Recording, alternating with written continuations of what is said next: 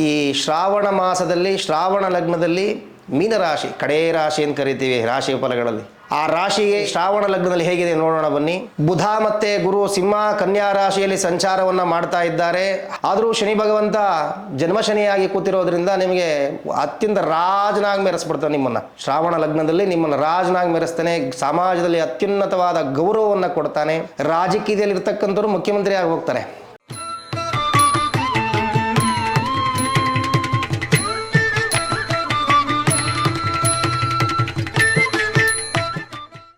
ಶ್ರೀ ಗುರುಭ್ಯೋ ನಮಃ. ಗುರುಬ್ರಹ್ಮ ಗುರುವಿಷ್ಣು ಗುರುದೇವೋ ಮಹೇಶ್ವರ ಗುರು ಸಾಕ್ಷಾತ್ ಪರಬ್ರಹ್ಮ ತಸ್ಮೈ ಶ್ರೀ ಗುರುವೇ ನಮಃ. ಉಗ್ರಂ ವೀರಂ ಮಹಾವಿಷ್ಣುಂ ಜ್ವಲಂತಂ ಸರ್ವಥೋಮುಖಂ ನೃಸಿಂಹವೇಷಣಂ ಭದ್ರಂ ಮೃತ್ಯೋ ನಮಾಮ್ಯಹಂ. ಸಮಸ್ತ ವೀಕ್ಷಕರಿಗೆ ನೃಕೇಸರಿ ಅಸ್ಟ್ರೋ ಚಾನಲ್ನಿಂದ ಸ್ವಾಗತವನ್ನು ಕೋರುತ್ತಾ, ಈ ಶ್ರಾವಣ ಮಾಸದಲ್ಲಿ ಶ್ರಾವಣ ಲಗ್ನದಲ್ಲಿ ಮೀನರಾಶಿ ಕಡೇ ರಾಶಿ ಅಂತ ಕರಿತೀವಿ ರಾಶಿ ಫಲಗಳಲ್ಲಿ. 12 ರಾಶಿಯಲ್ಲಿ ಕಡೇ ರಾಶಿ. ಆ ರಾಶಿಗೆ ಶ್ರಾವಣ ಲಗ್ನದಲ್ಲಿ ಹೇಗಿದೆ ನೋಡೋಣ ಬನ್ನಿ. ಬುಧ ಮತ್ತೆ ಗುರು ಸಿಂಹ ಕನ್ಯಾ ರಾಶಿಯಲ್ಲಿ ಸಂಚಾರವನ್ನ ಮಾಡ್ತಾ ಇದ್ದಾರೆ. ಹಾಗೆ ಗುರು ವೃಷಭ ಮತ್ತೆ ಮಿಥುನ ರಾಶಿಯಲ್ಲಿ ಪ್ರಭಾವವನ್ನು ಬೀರ್ತಾ ಇದ್ದಾರೆ. ನಿಮ್ಮ ರಾಶಿಯಲ್ಲೇ ಭಗವಂತ ಇದ್ದಾರೆ. ಜನ್ಮ ಶನಿ ಹಾಗೆ ಕುಂಭ ರಾಶಿಯವರಿಗೆ ಪ್ರಭಾವವನ್ನು ಬೀರ್ತಾ ಇದ್ದಾರೆ. ಏನಪ್ಪಾ ನನ್ನ ರಾಶಿಯಲ್ಲೇ ಶನಿ ಇದ್ದಾನೆ, ಜನ್ಮ ಶನಿ ಅಂತ ಕರಿತೀವಿ. ಜನ್ಮ ಶನಿ ಯಾರಾದ್ರೂ ಎಲ್ಲರೂ ಹೆಂಗೆ ಭಯ ಪಡ್ತೀವಿ ಅಂದರೆ 7.5 ವರ್ಷಗಳ ಕಾಲ ಭಗವಂತ ನಮ್ಮ ರಾಶಿಯಲ್ಲಿ ಇದ್ದಾರೆ ಅಂದರೆ ಏನೋ ಒಂದು ಭಯ ಎಲ್ಲವೂ ನಿರ್ಮಾಣ ಆಗೋಗಿರುತ್ತೆ.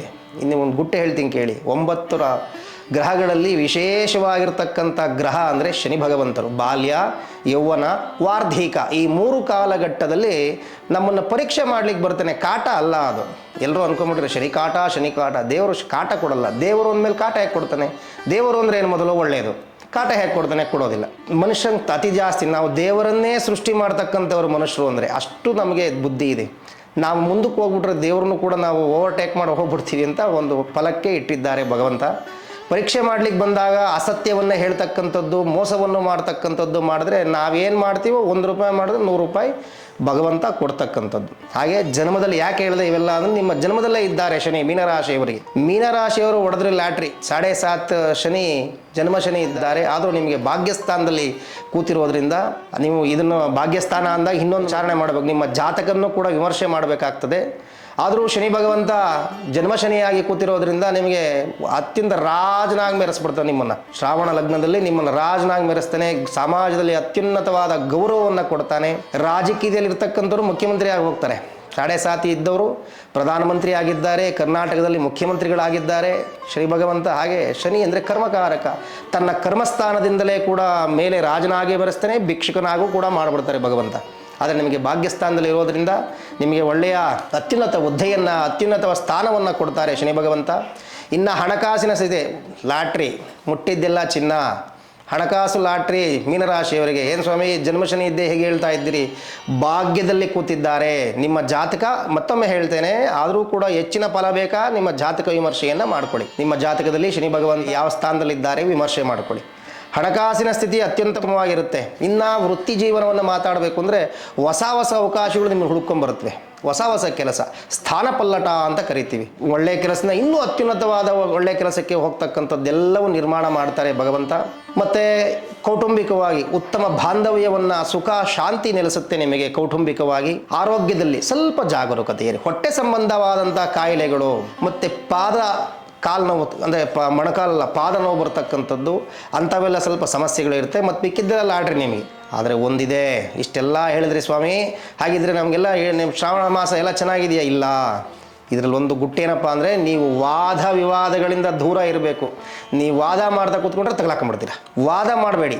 ಯಾರಿಗಾದ್ರೂ ನಿಮ್ಮದೇ ತಪ್ಪಾಗಿದ್ದರೆ ತಪ್ಪ ಕ್ಷಮಿಸಪ್ಪ ಅಂತ ಹೇಳ್ಕೊಂಡೋಗಿ ಯಶಸ್ಸು ಸಿಗುತ್ತೆ.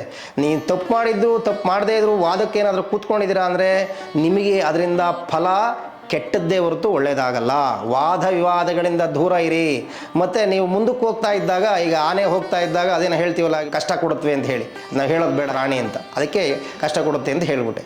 ಹಾಗೆ ನೀವು ಮುಂದಕ್ಕೆ ಹೋಗ್ತಾ ಇದ್ದಾಗ ನಿಮ್ಮ ಶತ್ರುಗಳು ಜಾಸ್ತಿ ಆಗ್ತಾ ಹೋಗ್ತಾರೆ. ನಿಮ್ಮ ಯಶಸ್ಸನ್ನು ನೋಡಿ ಶತ್ರುಗಳು ಜಾಸ್ತಿ ಆಗ್ತಾ ಹೋಗ್ತಾರೆ.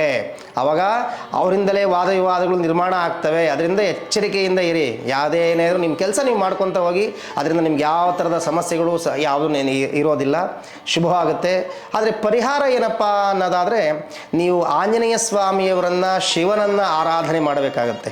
ಸೋಮವಾರ ಶ್ರಾವಣ ಮಾಸ ಸೋಮವಾರ ದಿನವೇ ಶುರುವಾಗಿದೆ. ಹಾಗಾಗಿ ಇದರಲ್ಲಿ ಶಿವನ ಆರಾಧನೆಯನ್ನು ಮಾಡಿ ಶಿವನಿಗೆ ರುದ್ರಾಭಿಷೇಕವನ್ನು ಮಾಡ್ತಕ್ಕಂಥದ್ದು, ಬಿಲ್ವಪತ್ರೆಯನ್ನು ಸಮರ್ಪಣೆ ಮಾಡ್ತಕ್ಕಂಥದ್ದನ್ನು ಮಾಡಿ ವಿಶೇಷವಾಗಿ ಆಂಜನೇಯ ಸ್ವಾಮಿಯವರಿಗೆ ಪಂಚಾಮೃತ ಅಭಿಷೇಕವನ್ನು ಮಾಡ್ತಕ್ಕಂಥದ್ದು, ಅಲ್ಲಿ ಆಂಜನೇಯನ ಧ್ಯಾನವನ್ನು ಮಾಡ್ತಕ್ಕಂಥದ್ದು. ಅಂದರೆ 108 ಸಾರಿ ನಮೋ ಆಂಜನೇಯಾಯ ನಮಃ, ಅಥವಾ ನೀವು ಬಂದಂಥ ಮಂತ್ರದಿಂದ ನಿಮಗೆ ಏನು ಭಗವಂತನಲ್ಲಿ ಮಂತ್ರ ಅದೆಲ್ಲವನ್ನು ತಿಳ್ಕೊಂಡು ದೇವರ ನಾಮವನ್ನು ಸ್ಮರಣೆ ಮಾಡಿ ಆಂಜನೇಯನ ದೇವಾಲಯದಲ್ಲಿ ಪ್ರಾರ್ಥನೆಯನ್ನು ಮಾಡಿ ಶನಿ ಭಗವಂತ ಇನ್ನೂ ಹೆಚ್ಚಿನ ವಿಶೇಷವಾದ ಫಲಗಳನ್ನು ಕೊಡ್ತಾರೆ.